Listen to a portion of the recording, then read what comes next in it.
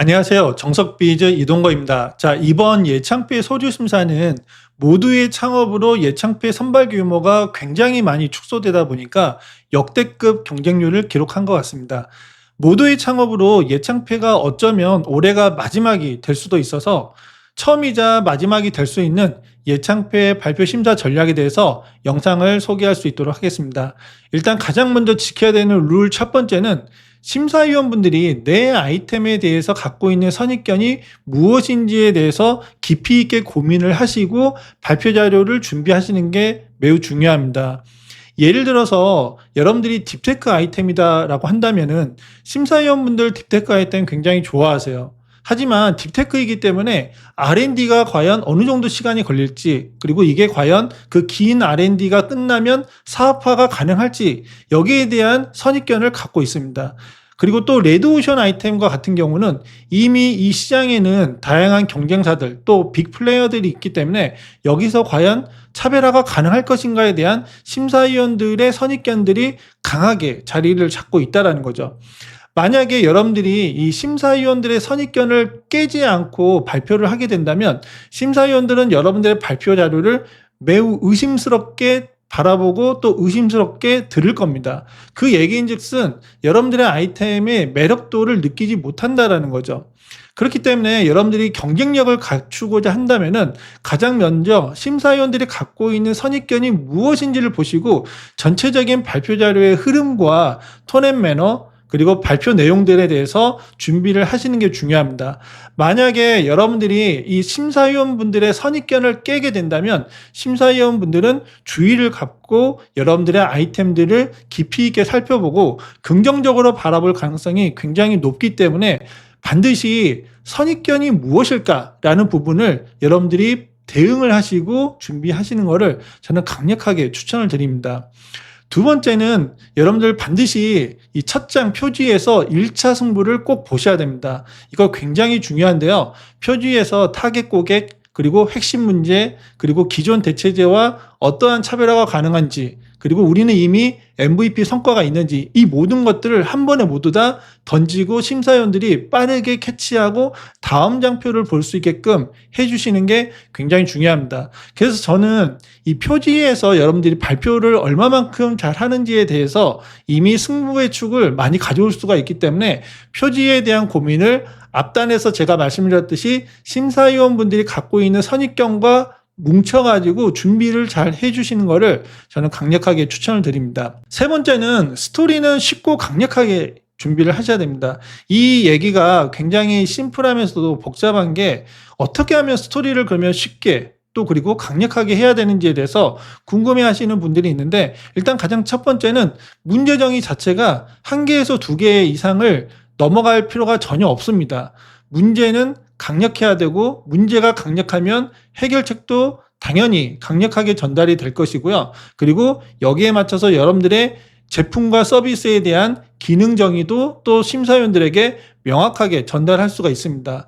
생각보다 많은 창업자분들이 굉장히 많은 문제 정의와 해결책 그리고 기능 정의를 해서 이거를 모두 다 심사위원들에게 설득시키려고 굉장히 많이 노력을 하는데 심사위원분들은 이 짧은 시간 동안 여러분들이 제시하고자 하는 이 기능, 문제, 이 모든 것들을 한 번에 다 파악할 수가 없습니다. 그렇기 때문에 스토리는 굉장히 쉽고 강력하게 전달을 해야지 심사위원분들이 어느 정도 이해를 하고 그리고 그 다음 부분으로 넘어갈 수 있기 때문에 이 부분을 반드시 여러분들 숙지를 해 주시고 준비를 하셔야 됩니다. 즉 내가 갖고 있는 게 100이다라고 한다면은 발표 심사에서는 내가 100을 다 전달하실 필요가 없는 거죠. 그리고 여러분들 발표 자료를 만드는 데 있어서 슬라이드의 구조에 대해서도 어느 정도 기본적인 템플릿을 맞춰가면서 하실 필요가 있는데요. 일단 심사위원분들은 대부분 다 투자자분들이 오시기 때문에 투자자들이 가장 익숙하게 보는 시각의 구조는 일단 첫 번째는 내비게이터가 무엇인지를 보고자 합니다. 즉 여러분들이 문제인식 쪽을 얘기를 하는지 그리고 해결 방안 등을 얘기를 하는지 그리고 그 다음으로는 내가 이 장표에서 얘기하고자 하는 거버닝 메시지가 무엇인지를 정확하게 전달해 주시는 게 좋습니다. 그리고 나서 본문에 대한 내용들은 보시는 것과 같이 증거 중심으로 최대한 압축적으로 전달을 해 주시고 또 쉽게 전달을 해 주시는 게 필요합니다. 즉 시안성을 충분히 확보해서 전달하시는 게 중요하고요. 그리고 가능하다면 페이지 번호는 오른쪽 하단에 반드시 넣어 주시는 것을 추천드립니다. 굳이 막 여기에 쓸데없이 여러분들 회사 로고 박아서 굳이 막 여러분들 불필요한 공간을 낭비하실 필요가 없고요. 그리고 또 이 페이지 내에 내가 중복되는 단어들을 2개 이상 쓰고 있는지를 꼭 체크를 해 보시면서 여러분들이 꼭 복잡하게 내용을 전달하실 필요는 없고 간결하게 전달하실 필요가 분명히 있습니다.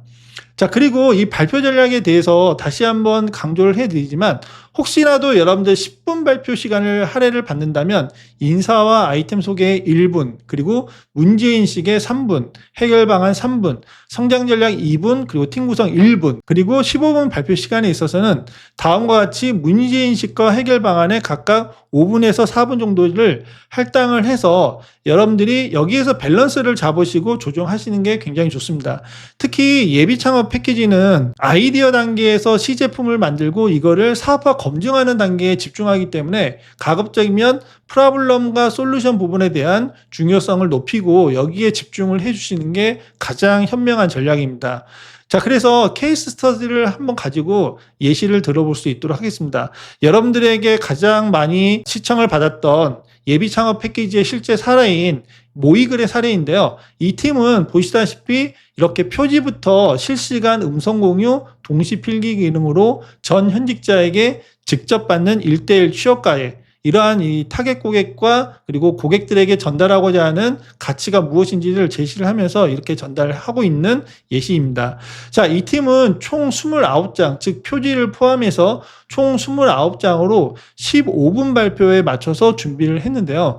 이 팀의 발표 자료의 분량을 보면은 보시다시피 표지에서 1장을 썼고, 그리고 문제인식에서 9장을 썼고, 그리고 해결 방안에서 7장, 그리고 성장 전략에서는 8장, 그리고 팀 구성에서는 4장의 포션을 가지고 이렇게 준비를 하고 총 29장으로 전달을 했습니다. 자, 그러면 인사와 아이템 소개 파트에서 여러분들이 가장 강력하게 준비하셔야 되는 거는 심사위원들이 바로 이 표지에서부터 여러분들의 타겟 고객이 누구이고, 그리고 여러분들이 해결하고자 하는 고객들의 핵심 문제가 무엇인지, 그리고 여러분들이 갖고 있는 기술과 그리고 이 기술이 어떻게 해결을 해주는지, 그리고 더 나아가서는 시장 규모와 그리고 기존 대체제 또는 경쟁사와의 차별화까지, 심지어는 사업화 가능성까지 단 한 번에 여러분들이 명확하게 전달해 주시는 게 굉장히 중요합니다. 그래서 여러분들 이게 이렇게 많은 내용 내가 전달할 수 있어 싶지만 생각보다 심플합니다.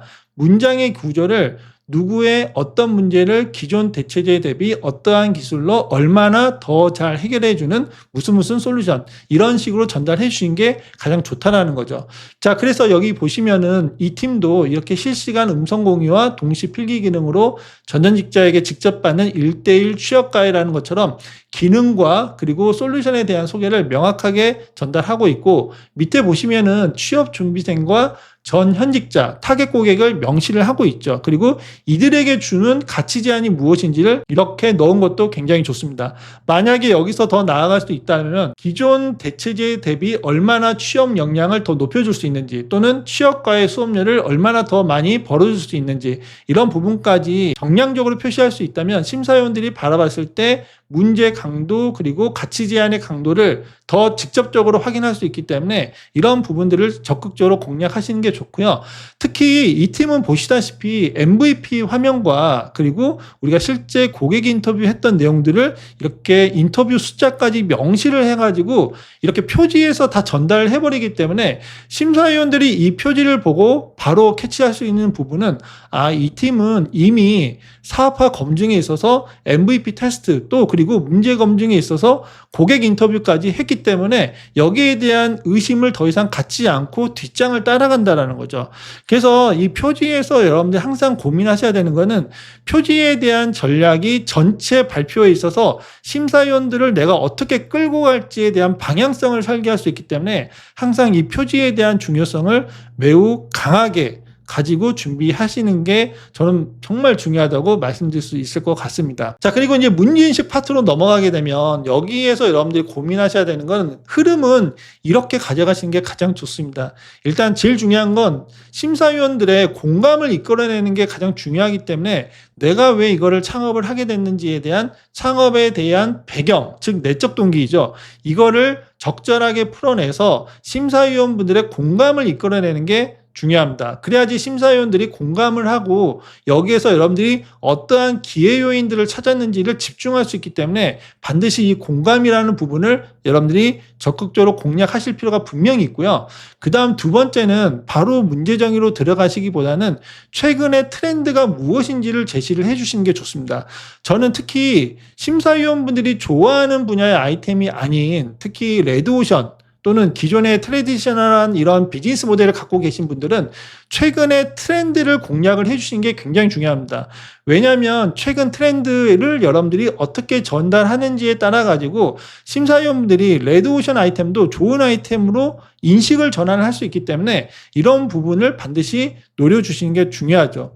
즉 최근의 트렌드가 내가 레드오션이긴 하지만 이쪽 분야에서 차별화를 해서 성공한 스타트업들의 사례가 무엇인지 또는 그들이 어떤 투자들을 받았는지 또는 최근에 세그먼트 즉 타겟 세그먼트에 있어서 어떠한 또 변화들이 있는지 이런 것들을 제시를 해주시면은 레드오션임에도 불구하고 여기에서 기회들을 발견했다는 점에서 심사위원들이 굉장히 좋게 볼 수 있기 때문에 반드시 이 최근 트렌드를 적극적으로 활용해 주시는 거를 저는 꼭 제시를 드리고자 합니다. 그 다음으로는 이 최근 트렌드에서 내가 발견한 문제 정의가 무엇인지를 1개에서 2개 이내로만 압축적으로 제시를 해주시는 게 좋고요. 여기에서는 문제 크기와 강도를 정량적이고 증거 중심으로 제시를 해주시는 게 중요합니다. 정량적이라는 거는 뭐 편리함, 불편함 이런 게 아니라 과연 시간을 20% 정도 더 고객들이 겪고 있는지 또는 비용을 얼마만큼 더 지불하고 있는지 이런 정량적인 표현을 제시해 주시는 게 좋고요. 여기에 대한 증거, 즉 에비던스를 고객 인터뷰든 또는 다른 증거 자료들을 제시를 해 주시는 게 필요하고요. 그리고 가장 강력한 소거점은 기존 대체제의 언맷 니즈를 여러분들이 반드시 제시해 주시는 게 좋습니다. 이거를 제시해 주시면은 여러분들이 제시한 문제가 반드시 해결할 필요성이 있고 기회가 있다는 걸 심사위원들이 인지할 수 있기 때문에 저는 이러한 스트럭처를 가지고 문제인식 파트의 발표 자료 구성과 스크립트를 준비하셔가지고 전달하시는 거를 추천드리고요. 그 다음 실현 가능성으로 넘어오시게 되면 여기서는 해결 방안을 먼저 얘기를 하고 해결 방안은 반드시 앞에서 제시했던 문제 정의와 얼라인이 되는지를 꼭 전달하시고요. 그 다음 두 번째로는 여러분들이 갖고 있는 제품과 서비스의 핵심 기술이 무엇인지에 대한 기술성에 대한 부분들을 강조해 주시는 게 좋습니다. 여기에서 여러분들이 이 기술에 대한 내용을 조금은 어렵게라도 전달을 하시는 게 필요합니다. 그래야지 심사위원분들이 기술에 대한 이해도를 정확하게는 못하더라도 여러분들이 갖고 있는 기술이 어느 정도의 난이도를 갖고 있는지에 대해서 감지를 할 수 있기 때문에 저는 어렵게 전달해야 되는 부분이 어디인지를 굳이 하나를 뽑는다라고 한다면은 저는 이 핵심 기술 부분은 어렵게 전달해도 된다라고 볼 수 있겠습니다. 그 다음으로는 이 핵심 기술을 가지고 내가 기능 구현을 어떻게 했는지를 보여줘야 되는데요.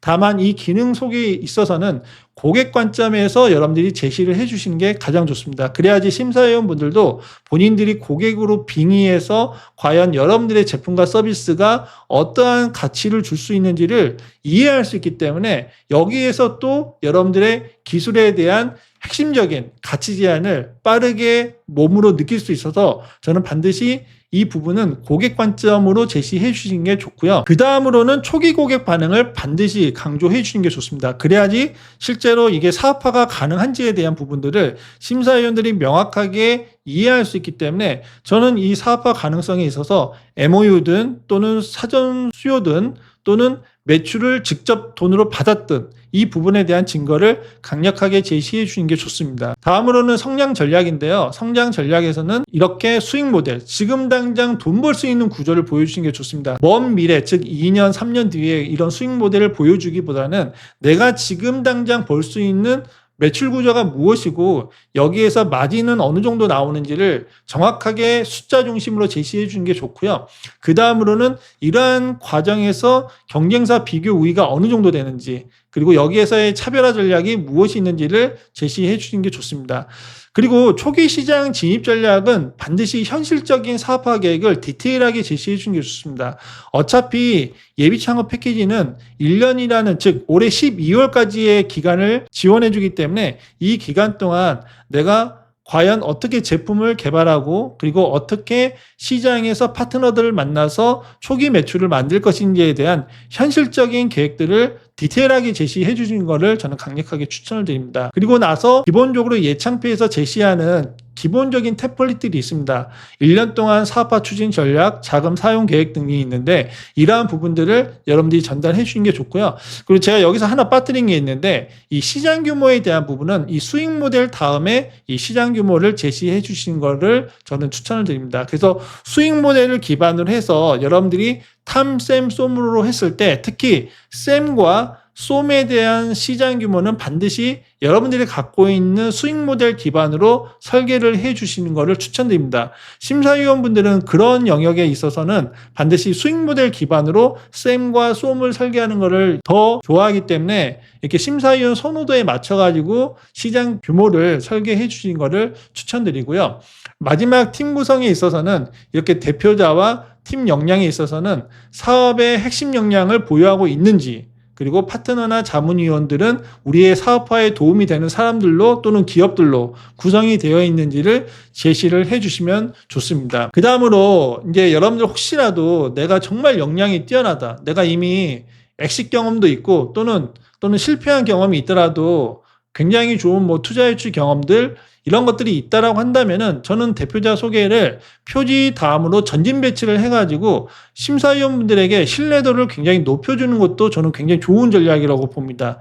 그리고 데모 영상은 심사위원분들이 여러분들이 해결하고자 하는 고객의 문제를 여러분들의 기능이, 즉 여러분들의 제품과 서비스가 어떻게 해결해 주는지를 가장 적극적으로 잘 이해할 수 있기 때문에 혹시라도 데모 영상이 준비가 가능하다면 반드시 주간기간에 체크를 해보시고 여러분들 꼭 데모 영상을 준비해 가시는 것을 강력하게 추천을 드립니다. 그래서 데모 영상도 여러분들 솔루션 소개할 때 대략 한 20초 분량으로 준비를 하시고 그리고 20초에 맞춰가지고 영상을 틀어주시고 그 영상을 틀어줄 때 반드시 내가 이거를 어떤 식으로 고객들에게 도움을 줄 수 있는지를 같이 나레이션을 해주시면서 소개를 하시면은 굉장히 좋습니다. 자, 오늘 영상은 여러분들 이제 예비 창업 패키지가 어쩌면 이번이 마지막일 수도 있습니다. 저도 그래서 굉장히 또 어떻게 보면 처음이자 마지막인 주제가 될 수 있는 영상이라서 오늘 영상을 좀 더 신경을 쓰면서 만들었는데요.